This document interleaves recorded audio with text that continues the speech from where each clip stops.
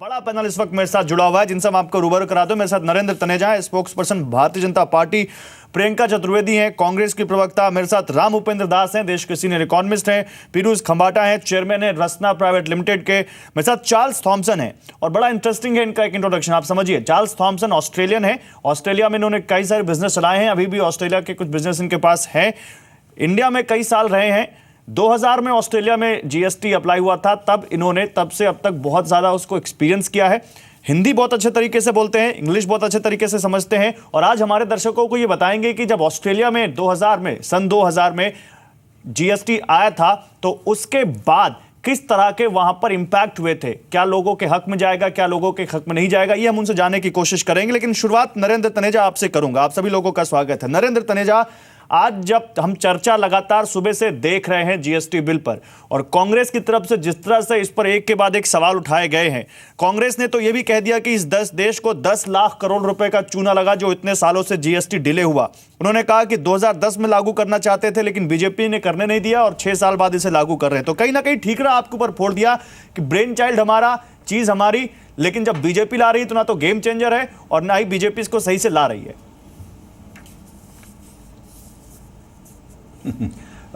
गौरव, मुझको ये बताइए, अगर ऐसी बात है तो जीएसटी काउंसिल के अंदर जितनी बातचीत हुई, जो लंबे समय से डेलिब्रेशंस हो रहे हैं, उसमें कांग्रेस के अपने साथ विभिन्न राज्यों के वित्त मंत्रियों ने इसको पूरी सहमति से समर्थन क्यों दिया?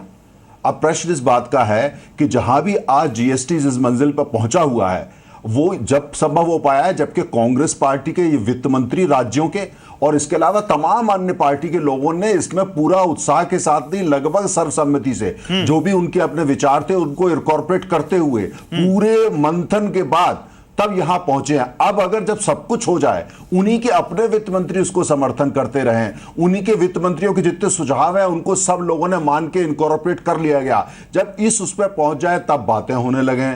कभी कोई बोल रहा है कि भाई ये तानाशाही है, कोई बोलता है ये 10 लाख की फिगर आ गई तो 12 लाख कांग्रेस की होती थी कि इन्होंने खाया पिया था, लेकिन अब ये 10 लाख की ये लेकर के आ गए। तो देखिए, इस सब का इनको खुद पार्टी को सोचना चाहिए। क्या इतनी पुरानी पार्टी, इतनी अनुभवी पार्टी जो आज तक का देश का सबसे बड़ा रिफॉर्म हो रहा है, क्यों नहीं उसमें शामिल होती, जिससे कि वो जनता की जो मांग है, और खुद जीएसटी जो है ये उसमें शामिल थे, यही उसको शुरू में लेकर के आए थे, तो उसमें क्यों नहीं मुझे समझ तो फिर ये क्यों कह रहे हैं? आखिर नरेंद्र तनेजा फिर ये क्यों कह रहे हैं, ये क्यों कह रहे हैं वीरप्पा मोइली कि this law will be a technological nightmare? ये क्यों कह रहे हैं कि there are too many tax rates? वो ये क्यों कह रहे हैं कि ये कोई गेम चेंजर नहीं है, एक छोटा सा स्टेप है? आपका बहुत अच्छा प्रश्न है, दो छोटे छोटे जवाब। पहली बात इनका यह रहेगा टू मेनी रेट्स। अब अच्छी तरीके से मोइली साहब भी जानते हैं, और तो और तेल मंत्री भी रह चुके हैं, बड़े मंत्री रह चुके हैं, उनको पता है क्या जैसा वित्त मंत्री ने खुद क्या कि जो एक हवाई चप्पल होती है और बीएमडब्ल्यू का क्या रेट एक होना चाहिए। अच्छा, तमाम ऐसे आइटम है जो जीरो रेट है, उन पर कोई रेट है ही नहीं। जो एसेंशियल कमोडिटीज है, गरीब आदमी के खाने पीने की चीज है, उन पर तो कुछ भी नहीं है। क्या एक रेट संभव है कि लग्जरी कार पर भी वही लगाएं, लग्जरी आइटम पे वो लगाएं, लग्जरी परफ्यूम पर वही लगाएं, दाल पे भी वही लगाएं, और जो बच्चों का खाने पीने का सामान है उस पर वो संभव नहीं है, जानते हैं। लेकिन मुझे ऐसा लगता है, आपने कहा जो दूसरा प्रश्न, मुझे लगता है कि कांग्रेस क्योंकि इतनी हताश हो चुकी है हार करके कि ये चाहते हैं ऐसा कोई पॉइंट पकड़ो कि पूरे देश में आंदोलन चला सके, और ये इनके बस का नहीं है, क्योंकि इंटेलेक्चुअल कैपेसिटी भी आज दिख रहा है साफ लोकसभा में कि इंटेलेक्चुअल कैपेसिटी भी अब इनके पास बची नहीं है। प्रियंका चतुर्वेदी, अब आपके पास आते हैं। प्रियंका चतुर्वेदी, इंटेलेक्चुअल कैपेसिटी आपके पास बची नहीं है और सीधा आरोप है कि आप राजनीति कर रहे हैं। और राजनीति किस चीज पर कर रहे हैं? जिसके लिए कभी आप बहुत ज्यादा प्रयत्नशील थे, जिसके लिए कभी आप बहुत ज्यादा मेहनत करते दिखाई देते थे और आप सभी लोगों से सहमति बनाने की कोशिश करते थे। आज जब दूसरी पार्टी वो ले आई तो उस पर राजनीति करने का आरोप, उस पर झूठे आरोपों को लगाने का आरोप, उसके ऊपर ऐसी चीजें कहने का आरोप जो कहीं ना कहीं आप लाते तो क्रेडिट लेते। सबसे पहले इंटेलेक्चुअल बैंक्रप्सी तो उनकी होती है जो जब ऑपोजिशन में होते हैं एक ऐसे रिफॉर्मेटिव बिल को अपोज करते रहते हैं। जीएसटी को 7 साल किसने अपोज किया और उसमें सबसे ज्यादा इंपॉर्टेंट कौन थे? चीफ मिनिस्टर गुजरात के, सब जानते हैं। 7 साल उन्होंने उसको रोक कर रखा। अब सरकार में आए हैं, हमने कहीं नहीं कहा हम इसको रोकेंगे, ना ही हम इस पे कोई राजनीति कर रहे हैं।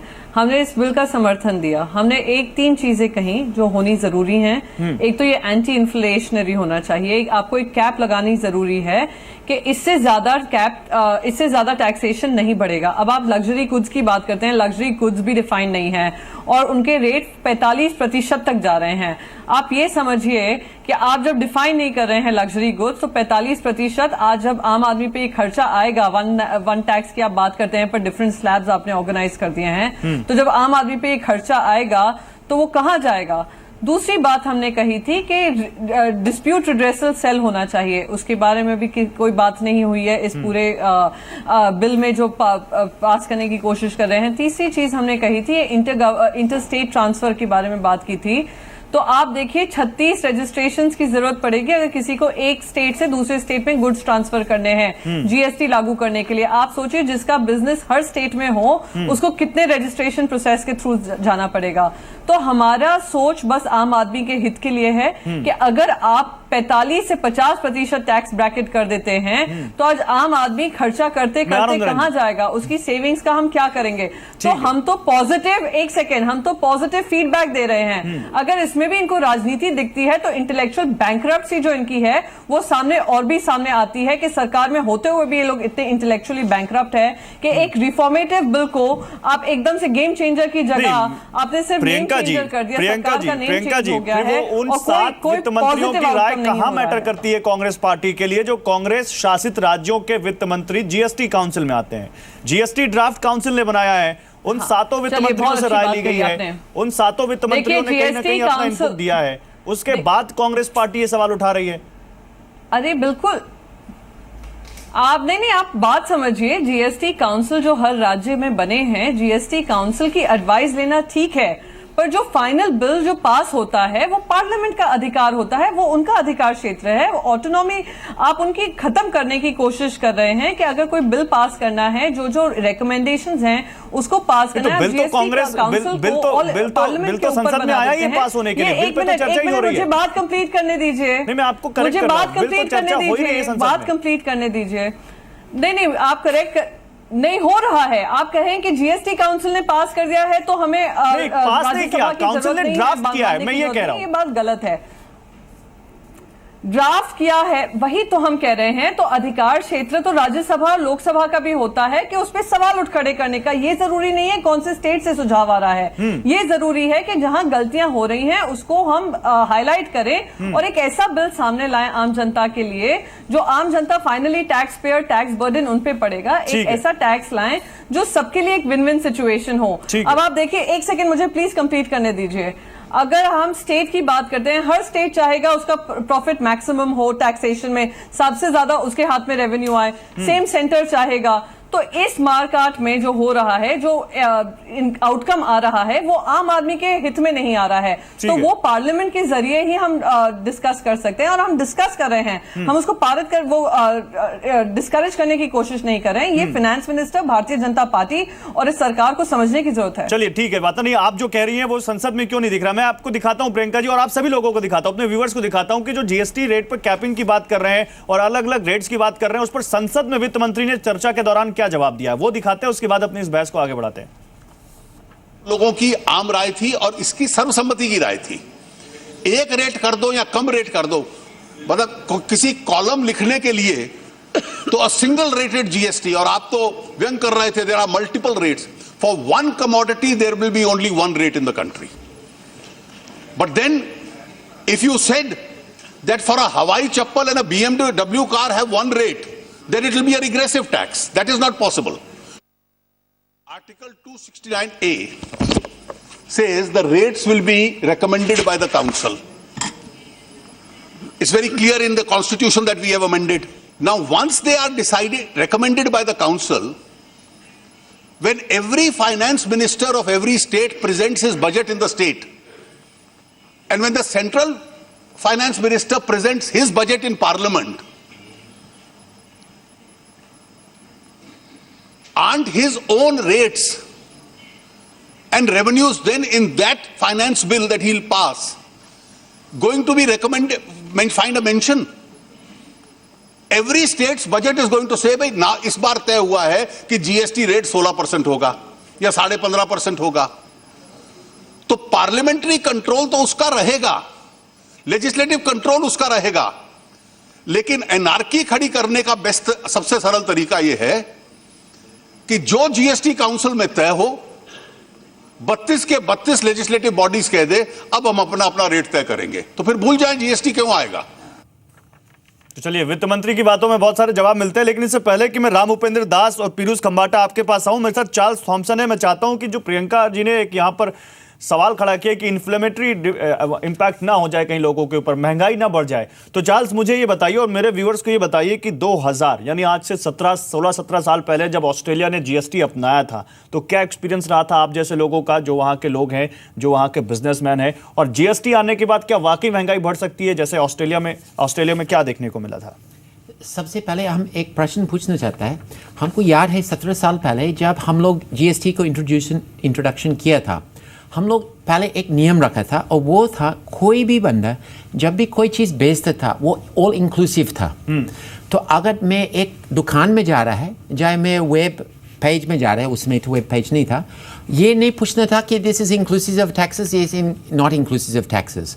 तो ये एक प्लेटफॉर्म हो जाता है।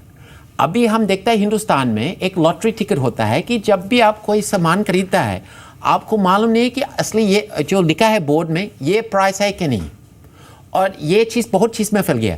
तो ये एक सिंपल सा नियम हम लोग रखा था हम लोग को जीएसटी को इंट्रोडक्शन करने से पहले। ठीक है, तो मुझे नहीं लगता है कि ये नियम अभी लगाया है यहाँ पर। तो वो पहले वाला प्रश्न था। अच्छा, सेकंड चीज़ हमारे लिए जो हम देखा है इंट्रोडक्शन में, हम लोग जीएसटी बहुत ज़रूरी था, लग गया, हम लोग को बहुत फ़ायदा था। किसको नुकसान हुआ था? जो व्यक्ति अपना बिजनेस चला रहा है और जो थ्रेशोल्ड से नीचे था, जिसको एग्जेम्पशन मिलता था, और जो व्यक्ति वो थोड़ा थ्रेशोल्ड का ऊपर में एग्जेम्पशन नहीं मिला, उनको पार्टिसिपेट करना, उनको जो ओवरऑल रनिंग कॉस्ट्स अकाउंटेंट से करना, ये करना, उनको बहुत एक्सपेंसिव। मैं एक छोटा सा एग्जांपल देता है। मेरा फादर अब तो रिटायर्ड है, वो एक साइकाइट्रिस्ट है। उनका टैक्सेशन बिल एक साल में $2,000 से $12,000 हो गया, ये जीएसटी की वजह से। तो ये छोटा जो स्मॉल बिजनेस कहता है, तो आप इसके ये लिए कह रहे हैं कि स्मॉल बिजनेस को इफेक्ट करेगा और इन्फ्लेशन उसके लिए प्रॉब्लम हो सकती है? हाँ, तो इसके लिए ज़्यादा ध्यान देना पड़ेगा। इसके लिए ज्यादा ध्यान देना पड़ेगा। पीयूष खंबाटा, आप सहमत हैं इनसे? और कहीं ना कहीं सरकार को, अगर इनकी बातों को और अगर हम सरल भाषा में देखें तो एमएसएमई सेक्टर के लिए ज्यादा, क्योंकि देश की 60 से 65% प्राइवेट जॉब्स एमएसएमई सेक्टर से ही पैदा होती हैं, तो उस सेक्टर्स के लिए सरकार को ज्यादा जीएसटी में सोचना पड़ेगा, आपको लगता है?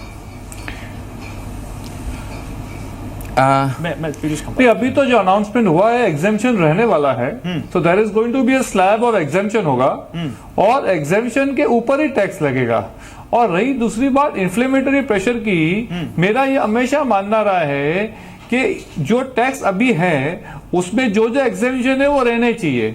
मंत्री जी ने अभी हवाई चप्पल की बात की, तो हवाई चप्पल पे जो अगर सेल्स टैक्स, अगर लोकल सेल्स टैक्स 4% है अभी वैट, और एक्साइज अगर अभी मेरे हिसाब से 0 होगा या तो 2% होगा, तो ओवरऑल अगर 6% टैक्स है तो उसको 5% टैक्स ब्रैकेट में रखना चाहिए, उसको 12 और 18 टैक्स ब्रैकेट में नहीं रखना चाहिए, ऊपर के टैक्स ब्रैकेट में। तो इसीलिए मेरा ये मानना है, दो इंपॉर्टेंट चीजें इन्फ्लेशनरी प्रेशर नहीं बढ़ाने के लिए। नंबर 1, जो अभी एग्जेम्पशन है, जैसे कि एक्साइज जो भी है वो काफी यूनिट नहीं भरते हैं बिकॉज एक टर्नओवर के नीचे है, काफी यूनिट वैट नहीं भरते एक टर्नओवर के नीचे है, वो एग्जेम्पशन लिमिट ऐसा का ऐसा रहना चाहिए, थोड़ा बढ़ना चाहिए पर घटना तो नहीं चाहिए, अदरवाइज वो एक्चुअली इन्फ्लेशनरी हो जाएगा।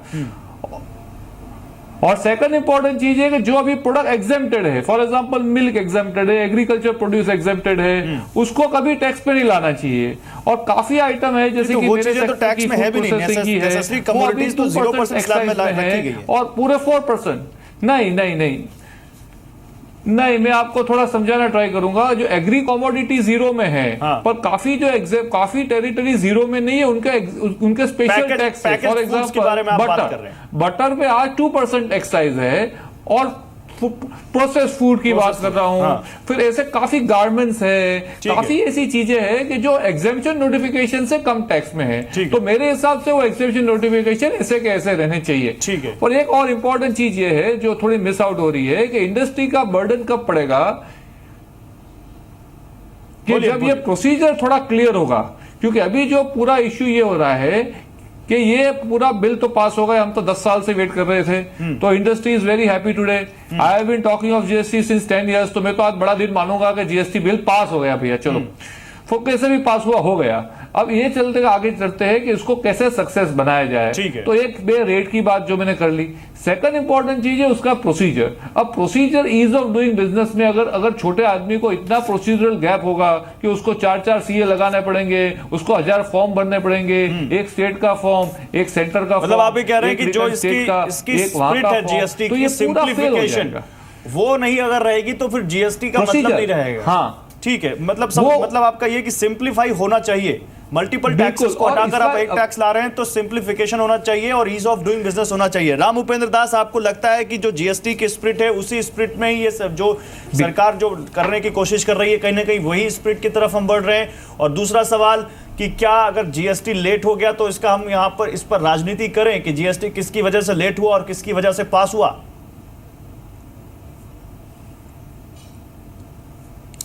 नहीं जी नहीं, मुझे लगता है कि हम मूल बातों से अक्सर भटक जाते हैं। जब जीएसटी नहीं होता है तो हम कहते हैं कि ये होना चाहिए, और जब हम करने की कोशिश करते हैं तो उससे रिलेटेड इम्प्लीमेंटेशन इश्यूज उभर करके आते हैं। ये किसी भी नीति को लागू करने का एक बड़ा ही स्वाभाविक उपक्रम है कि सबसे पहले तो हमें अपना कॉन्सेप्चुअल बेसिस पे जीएसटी क्या है, हम क्या करना चाहते हैं, कम से कम उस पर आम सहमति बन गई है। और मुझे नहीं लगता कि इस पर राजनीति का कोई अभी स्कोप है। जहाँ तक इसके इम्प्लीमेंटेशन का सवाल है, अगर हमारा मुख्य लक्ष्य ये है कि यूनिफिकेशन होगा हमारे internal movement of goods and services और उससे जो टैक्सेस डिराइव करते हैं, अगर हम एक प्रोडक्ट पे एक टैक्स है या एक सेवा पर एक कर है, लेकिन अलग अलग कैटेगरीज ऑफ गुड्स को देखते हैं और उस पर अलग टैक्सेशन है, तो वही टैक्सेशन का इक्विटी है। उसी से इनइक्वालिटी और इक्विटी को इनडायरेक्ट टैक्सेशन के माध्यम से हम एड्रेस करते हैं। अगर ये मूलभूत चीजें अगर क्लियर हैं, तो जहां तक इम्प्लीमेंटेशन का सवाल है, मैं मानता हूं कि कुछ लोगों को शुरुआत में असुविधा जरूर होगी, उनको नए अकाउंटिंग सिस्टम्स की तरफ जाना पड़ेगा, लेकिन ये अनिवार्य है क्योंकि एक लार्जर जो उनको भी बेनिफिट होगा, अगर उनका कहीं पे एक ऐसा कर का बर्डन पड़ता भी है इत्तफाकन अगर, ठीक है, तो उनको बेनिफिट भी मिलने वाला है क्योंकि पूरी की पूरी जो टैक्सेशन की व्यवस्था है वह सुगम होने जा रही है, और ऊपर से उसका इंसिडेंस भी कम करने का प्रयास किया जा रहा है। ठीक है, इससे पहले कि मैं नरेंद्र तनेजा आपके पास आऊं, जरा मैं दर्शकों को बता दूं कि ग्राफिक्स के जरिए कि कैसे जीएसटी आएगा, कैसे जीएसटी लागू होगा, ये हम बताएंगे। ठीक है, हम बताते हैं बीच में, लेकिन नरेंद्र तनेजा, इससे पहले मैं आपसे एक क्वेश्चन ले लेता हूं। नरेंद्र तनेजा, तो फिर ये बात कहां से आ जाती है कि आप फाइनेंस बिल, आप मनी बिल क्यों लेकर आए? आप जीएसटी को सिंपल बिल के तौर पर क्यों नहीं लाए? फिर ये बात कहां से आ जाती है कि आपने राज्यसभा के सदस्यों का अपमान किया और सभी राज्यसभा के सदस्यों को इस्तीफा दे देना चाहिए? देखिए गौरव, अब राजनीति तो किसी भी विषय पे की जा सकती है, और मेरा इसलिए प्रियंका जी से आग्रह रहेगा, आप जरूर विरोध करिए, लेकिन विरोध के लिए विरोध ना करिए। क्योंकि हम ये देखिए, आप अगर देखिए जो जीएसटी पूरा ये कोलैबोरेटिव पूरा प्रोजेक्ट है, कोलैबोरेटिव है, राज्य सरकार है और केंद्र सरकार है। केंद्र अकेला नहीं कर सकती, राज्य अकेला नहीं कर सकते, और ज्यादातर कोई अगर इसमें बाहरी परिवर्तन लाना है उसके 75% की अनुमति चाहिए होगी, जिसमें राज्य सरकार में। अब ये बात दूसरी, अगर कांग्रेस ने मान लिया कि वो जहां जहां है सत्ता में वहां भी नहीं रहेंगे इसलिए विरोध कर रहे हैं, वो एक अलग विषय हो जाता है। लेकिन मेरा यह मानना है कि अगर आप इसको ध्यान से देखते हैं तो आप देखिए जहां के अनुभव, जैसे ऑस्ट्रेलिया के आपके साथी पैनल पे हैं, ऑस्ट्रेलिया ने क्या क्या वहां पे करा, क्या परेशानी, हमने उसका गहन अध्ययन किया। मलेशिया के अंदर जब जीएसटी आया, छोटे बिजनेस को प्रॉब्लम हुई थी, परेशानी हुई, हमने उसका भी गहन अध्ययन किया। उसका अध्ययन किया गया। हम जीएसटी का हमारा उद्देश्य क्या है? हमारा उद्देश्य यह है कि पहली बात तो ये खाली बीजेपी या केंद्र का प्रोजेक्ट नहीं है, ये कोलैबोरेटिव प्रोजेक्ट है जिसमें पूरा देश शामिल है, जिसके अंदर जो है 29 राज्य शामिल है, यूनियन टेरिटरी शामिल है और केंद्र भी शामिल है। दूसरी बात, हमारी कोशिश क्या है कि इस तरीके से इसका इंप्लीमेंटेशन और राज्यों के साथ मिलकर और राज्यों के साथ मतलब ये नहीं कि खाली वो लीगली साथ हो रहे हैं, उनकी एनर्जी, उनके आइडियाज, उनकी इंटेलेक्चुअल इनिशिएटिव सबको साथ लेकर के, क्योंकि ये जॉइंट चीज है। अकेले हम नहीं कर सकते, अकेले वो नहीं कर सकते। कि जो महंगाई है, एंटी इन्फ्लेशनरी जो चीज है, उसको कैसे लाया जाए जिससे कि इसका जो हमने अध्ययन किया यह है कि किसी भी तरीके से इससे महंगाई जो है ना बढ़ पाए, बल्कि महंगाई और नीचे आए और जीडीपी हमारा 2% के करीब ऊपर जाए। यही हमारा प्रोजेक्ट है। और खुशी की बात यह है कि कांग्रेस के भी 7 वित्त मंत्रियों ने हमारी बात को समझा और उसमें आगे आकर के उत्साह के साथ साथ दिया। कुछ प्रवक्ता साथ नहीं दे रहे, कुछ मोइली जी ने आज पार्लियामेंट में जो बोला तमाम चीजें नहीं थी, कांग्रेस ने पहले ऐसे कभी बात नहीं। मुझे लगता है कहीं ना कहीं राजनीतिक फ्रस्ट्रेशन को मैं समझता हूं, लेकिन देश को आगे रखना चाहिए और जो चीज अच्छी है देश के लिए उनको लाना। और जनता का देखिए, आपके को पैनलिस्ट को आपने सुना और आप आज आके आप सर्वे कराई, पूरा देश खुशी में है इस बात को लेकर के कि पूरा देश जो है। ठीक है, मैं प्रियंका चतुर्वेदी से जवाब देता हूं, फिर एनिमेशन दिखाते हैं। एक हो रहा है प्रियंका चतुर्वेदी, वीरप्पा मोइली खुद संसद में कहते हैं कि we have to rise above politics over the issue. हमें इस इशू के ऊपर राजनीति नहीं करनी चाहिए। Several years have already been lost in bringing this bill. जब इतना समय बर्बाद हो गया, उसके बावजूद जब आज चर्चा होती है तो बजाय इसके कि कुछ पॉजिटिव सरकार को सुझाव दें, पॉजिटिव अमेंडमेंट दें, फिर आप कह देते हैं कि ये बहुत छोटा सा कदम है, फिर ये गेम चेंजर है। तो राजनीति तो कर ही रहे हैं आप, ये कहने के बावजूद राजनीति कर रहे हैं आप। नहीं, देखिए, राजनीति वो होती है जो 7 साल एक डायनामिक बिल, रिफॉर्मेटिव बिल को रोक कर रखते हैं। राजनीति तब होती है जब सारे स्टेट्स उस समय पर, जबकि जानते थे कि ये सबके पूरे देश के हित में काम है, उसको रोकते हैं। राजनीति वो नहीं होती है जहां आम आदमी पे किसी तरीके का कष्ट आ रहा हो या बगैर सोचे समझे एक बिल पास किया जा रहा हो, उसके अधिकार में हम नहीं बात करें। और राजनीति ये नहीं होती है कि हम अगर इस सरकार को, जब हम बात कर चुके हैं कि हमारा समर्थन बिल्कुल जीएसटी के साथ है, क्योंकि ये जीएसटी बिल हमारी शुरुआत थी, हमने शुरुआत की थी, हमारा समर्थन है, पर हमारे कुछ मुद्दे हैं जिन पे डिस्कशन होना चाहिए। आप हमारे राज्यसभा क्या है, आज राज्यसभा काउंसिल ऑफ स्टेट्स है, जो भी वहां के एमपीज हैं अपने अपने स्टेट्स को रिप्रेजेंट करते हैं और उनके स्टेट्स ने उनको भेजा है। तो अगर फेडरल डेमोक्रेसी की हम बात करते हैं तो वो फेडरल डेमोक्रेसी के हित में बात करते हैं, और आप उसको मनी बिल लाकर उनके अधिकारों का हनन कर देते हैं। तो इस तरीके की जो राजनीति भारतीय जनता पार्टी अपनाती है, फाइनेंस बिल जो अभी बीच में भी पास हुआ जहां पे 40 अमेंडमेंट्स कर दिए गए बगैर किसी से समझे, किसी से पूछे, ना डिस्कस किए। लोकसभा के एमपीज को भी डिस्कशन के बाद पता चला क्या क्या अमेंडमेंट्स होने वाले हैं। तो राजनीति वो होती है जो पहले विपक्ष में होकर रोकते हैं लोगों को, और जब सत्ता में आते हैं तो विपक्ष को अंधकार में रखकर उनके जो उनके राइट्स हैं उसका हनन कर आप पास करने की कोशिश करते हैं। ठीक है, तनेजा, मैं आता हूं आपके पास। उससे पहले मैं जरा एक एनिमेशन दिखा दूं जिसके बारे में मैं बता रहा था। जो आज तनेजा जी बात कर रहे हैं, तो इनको ये भी ध्यान रखना चाहिए किस तरीके से आप अधिकारों का हनन कर रहे हैं और डेमोक्रेसी को अंडरमाइन कर रहे हैं।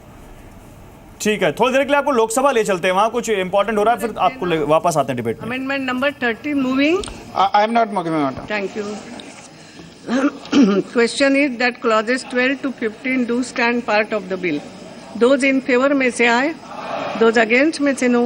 I think the ayes have it. Ayes have it. Clauses 12 to 15 stands part of the bill. Premchandran ji, amendment number 7. 1 second. Zero rated supply is given. No, he has not answered.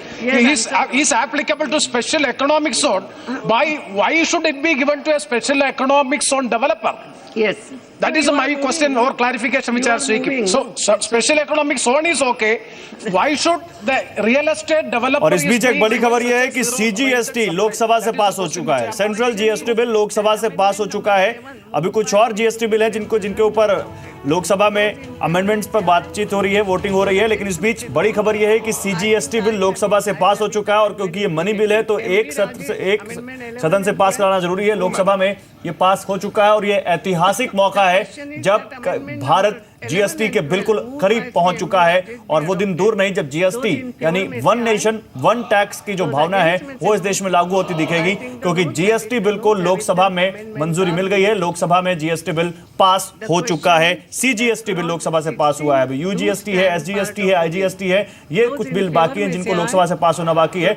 लेकिन CGST bill pass हो चुका है और दूसरे bills पर amendments आए हैं जिन पर वोटिंग चल रही है। और वहां पर रविंद्र अमेंडमेंट्स के ऊपर स्पीकर वहां जो जिन सदस्यों ने अमेंडमेंट लाया है उनसे बातचीत उनसे पूछ रहे हैं और उन पर वोटिंग भी करवा रहे हैं। लेकिन इस बीच सीजीएसटी बिल पास हो चुका है। आइए आपको जल्दी से दिखाते हैं एक एनिमेशन के जरिए कि जीएसटी से कैसे जीएसटी बिल लागू होगा। जरा आप ये समझने की कोशिश कीजिए। मान लीजिए कि एक प्रोडक्ट फैक्ट्री से निकलता है और मुंबई से होते हुए गुजरात, गुजरात से होते हुए राजस्थान, राजस्थान से होते हुए हरियाणा और हरियाणा से होते हुए दूसरे कई स्टेट से होकर गुजरता है और फिर दिल्ली पहुंचता है। आप देख सकते हैं तो कितना टाइम लगता है। मौजूदा 60 घंटे लगते हैं 1429 किलोमीटर को पूरा करने में एक ट्रक को। लेकिन जब जीएसटी बिल आ जाएगा तो उसके बाद ये टाइम काफी कम हो जाएगा। ये टाइम कम हो जाएगा क्योंकि कहीं ना कहीं जो ट्रांसपोर्टेशन जो बहुत सारे बॉर्डर से होकर गुजरना पड़ता है, ट्रक को बहुत सारी कार्रवाइयों से गुजरना पड़ता है, वो कम हो जाएगा और इससे कहीं ना कहीं ट्रांसपोर्टेशन कॉस्ट कम होगी। आप देख सकते हैं, आप पहले 60 घंटे लगते थे, अब 50 घंटे लगेंगे जीएसटी के बाद। तो कहीं ना कहीं रनिंग कॉस्ट कम होगी, रनिंग टाइम कम होगा। ये आप इस ग्राफिक्स के जरिए समझ सकते हैं। जो जीएसटी की एक बहुत लॉजिस्टिक्स कॉस्ट कहीं ना कहीं कम होती दिखेगी, ये इस ग्राफिक्स के जरिए आपको समझाने की हम कोशिश कर रहे हैं, जो जीएसटी का एक बड़ा फायदा है। लेकिन इस बीच नरेंद्र तनेजा आप जवाब देना चाहते थे प्रियंका चतुर्वेदी ने जो बोला था। इस बीच बड़ी खबर यही है कि सीजीएसटी पास हो चुका है। देखिए, मैं जो कहना चाहता था वो एक बात हुई राज्यसभा की। जिस मुकाम पे आज खड़े हैं और बिल पास हुआ है, तमाम राज्यों ने, खुद राज्यों ने उन्होंने इसका समर्थन किया और उन्हीं की वजह से हुआ है। सब कुछ जो है उन्हीं के साथ ही मिलकर के हुआ है। तो ये कहां से प्रश्न उठता है जब राज्य डायरेक्टली शामिल है, उनके वित्त मंत्री शामिल है, उनके मुख्यमंत्री शामिल है, वहां की जनता शामिल है, वहां की आने वाले समय में विधानसभाएं उसको पारित करने वाली है। तो फिर कहां ये बात आ गई कि राज्यों को हमने वो कर दिया। और दूसरी बात ये भी अच्छी तरीके से पूरा देश जानता है, आज की तारीख में अगर किसी आज जो है कुल मिलाकर के विरोध इतना ज्यादा करते हैं राजनीति की खातिर कि भाई बीजेपी ने कुछ किया उसको रोको, और राज्यसभा वो जगह है जहां पर इनका बस चले तो आपको सांस ना लेने दें। ये देश का कोई काम होने नहीं देंगे, ये उसको रोकेंगे पूरा देश। लेकिन यहां की बात है राज्य तो खुद ही शामिल है। और दूसरी बात मैं ये कहना चाहता हूं, आपने जो बात करी कि देखिए किस हिसाब से जो अभी आपने जिस हिसाब से ग्राफिक दिखाया, मैं उसमें बता रहा हूं, खाली ईंधन पे हमारा 7% तेल का इंपोर्ट कम हो जाएगा जीएसटी लागू होने के बाद। क्योंकि तमाम पेट्रोल और डीजल जो बॉर्डर पर फूक जाता था, क्योंकि घंटों दिनों वहां खड़े रहते थे, वो कम हो जाएगा। तो नेट अगर देखिए कितने बिलियन डॉलर की हमें तो मात्र ईंधन पे ही देश को बचत होने वाली है। ठीक है, मेरे साथ इस वक्त एक नए मेहमान Abhishek Rastogi, partner Khaitan and company से ज्वाइन कर रहे हैं इस डिबेट को। मिस्टर रस्तोगी, बहुत स्वागत है आपका जी बिजनेस पर। मिस्टर रस्तोगी, सीजीएसटी पास हो चुका है और थोड़ी देर में दूसरे जीएसटी से जुड़े बिल भी पास हो जाएंगे, और क्योंकि मनी बिल है तो राज्यसभा से पास कराने की जरूरत नहीं है। यानी हम ये माने कि वो अहम दिन आ चुका है, वो ऐतिहासिक दिन आ चुका है जब इस देश में जीएसटी लागू होने जा रहा है। हम यहाँ पर चर्चा कर रहे हैं कि जब जीएसटी लागू हो रहा है, जब एक पार्टी लेकर आई थी और दूसरी पार्टी उसको लागू करवा रही है, तो क्या यहाँ पर हमें राजनीति करनी चाहिए या इसके फायदे और नुकसान के बारे में चर्चा करनी चाहिए? और आपको लगता है कि जीएसटी पास होगा तो उसके क्या फायदे और क्या नुकसान होने वाले हैं इस देश को?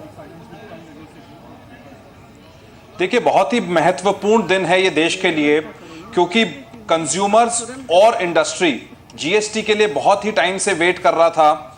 और आई थिंक आज की डेट में कंज्यूमर हो चाहे इंडस्ट्री हो, वो बहुत ही एजुकेटेड हो गया है इस टैक्स रिफॉर्म को लेके।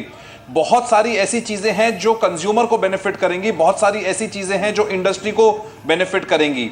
तो इसलिए सभी पॉलिटिकल पार्टीज को एक साथ मिलके एकजुट होके इस रिफॉर्म का समर्थन करना चाहिए।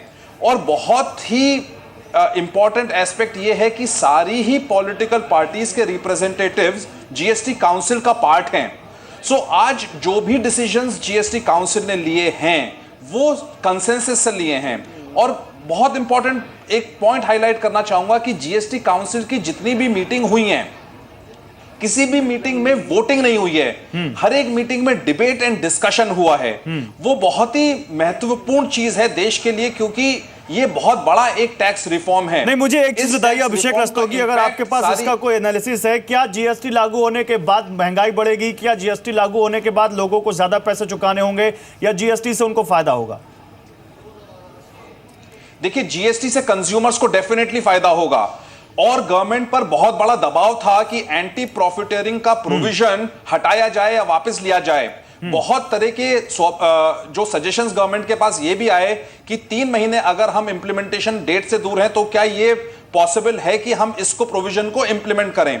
इस इंप्लीमेंटेशन से, इस प्रोविजन के इंप्लीमेंटेशन से सबसे बड़ा फायदा कंज्यूमर को होगा, क्योंकि यह बात समझने की है कि अगर किसी भी बिजनेस को आज टैक्स का बेनिफिट होता है कि आउटपुट टैक्स कम हो या इनपुट टैक्स का क्रेडिट चेन उसका बढ़ जाए, तो उसका बेनिफिट कंज्यूमर को जाना चाहिए। ठीक है। अब अगर आप सेक्शन 171 पढ़ेंगे तो सेक्शन 171 में 2 वर्ड्स बहुत इंपॉर्टेंट है। पहला वर्ड है शैल। शैल वर्ड का महत्वपूर्ण मीनिंग है बिकॉज इस प्रोविजन का बेनिफिट 100% पास करना पड़ेगा, पहली बात। चलिए ठीक, जो कि कंज्यूमर के लिए अच्छा है। सेकंड बहुत अच्छा जो वर्ड यूज करा है उसमें कमेंसुरेट यूज करा है, विच मींस दैट जितना बेनिफिट पास करना चाहिए उतना ही होना चाहिए और उतना ही इंडस्ट्री को पास करना चाहिए। तो आई थिंक जहां तक महंगाई की ठीक है बात मिस्टर रस्तोगी, जीएसटी महंगाई को रोकेगा, जीएसटी महंगाई को रोकेगा। प्रियंका, मैं आता हूं, आप कुछ कहना चाहते हैं, लेकिन उससे पहले मैं उस देश का एक एग्जांपल और लेना चाहता हूं जिस देश में जीएसटी लागू है। चार्ल्स, जीएसटी महंगाई नहीं बढ़ाएगा, जैसा कि हमारे कुछ एक्सपर्ट्स कह रहे हैं कि जीएसटी आएगा तो कंज्यूमर को, एंड यूजर को बहुत फायदा होगा, जो लास्ट रो में खड़ा लास्ट आदमी है उसको बहुत फायदा होगा इसका। तो ऑस्ट्रेलिया में क्या ये दिख रहा है? ऑस्ट्रेलिया में 2-3 चीज़ देखा था।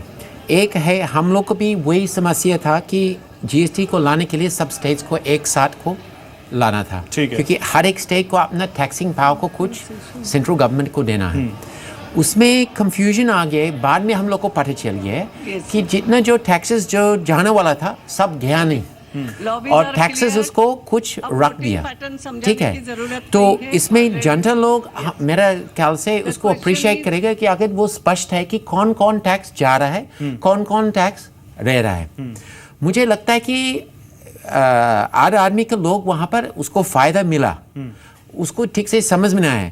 खाली हम फिर ये बोलता है कि जो प्रॉब्लम था स्मॉल बिजनेस, और हम लोग के लिए स्मॉल बिजनेस क्यों प्रॉब्लम है, क्योंकि स्मॉल बिजनेस सबसे बड़ा एम्प्लॉयर है। जो अनस्किल्ड है, जो स्किल्ड है और उस नौकरी में नहीं जा सकते, वो एक छोटा सा दुकान खोल दिया, उनके लिए बहुत बड़ा परेशान है। और मैं छोटा सा एक एग्जाम्पल्स देता है आपको।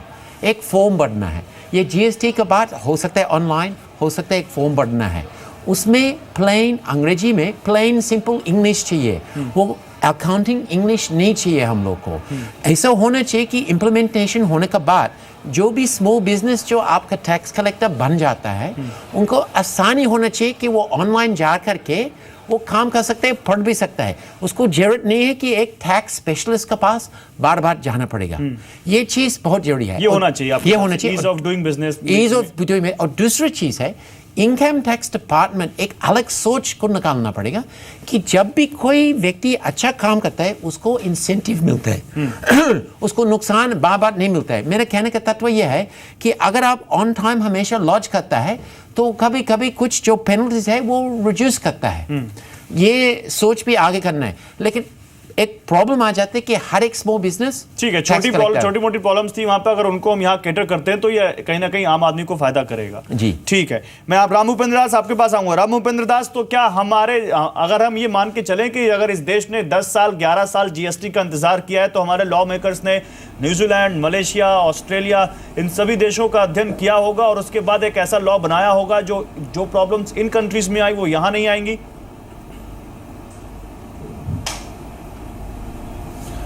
जी बिल्कुल किया है ऑलरेडी, लेकिन भारत चूंकि इतना विशाल देश है कि कहीं और किसी दूसरे देश के अध्ययन के बावजूद हमें अपने देश में इस पूरे मुद्दे को सिचुएट करना था। इसीलिए आप देखें तो ये कोऑपरेटिव फेडरलिज्म के कॉन्टेक्स्ट में, ये फ्रेमवर्क में ये सारा कुछ किया गया है। और हमें लगता है कि हमारे देश की जो मूलभूत दिक्कतें हैं, जैसे कि आपने बहुत सही फरमाया कि जो स्मॉल माइक्रो मीडियम एंटरप्राइजेस हैं उनको कैसे हम इसमें पूरी तरह से जोड़ेंगे, उनको कैपेसिटी बिल्डिंग कैसे करेंगे, ये काम है। लेकिन मुझे लगता है कि जिस उद्देश्य से ये सारा काम किया जा रहा है, कुछ दिनों में ये सब धीरे धीरे सेटल हो जाएगा। ये वैसे ही जैसे मोबाइल फोन आया था, हम कोई नहीं जानते थे कि उसको ऑपरेट कैसे करना है, लेकिन धीरे धीरे आज एक आप ये कह रहे हैं कि जो शंकाएं मन में एक छोटे ट्रेडर के, मैं आ रहा हूं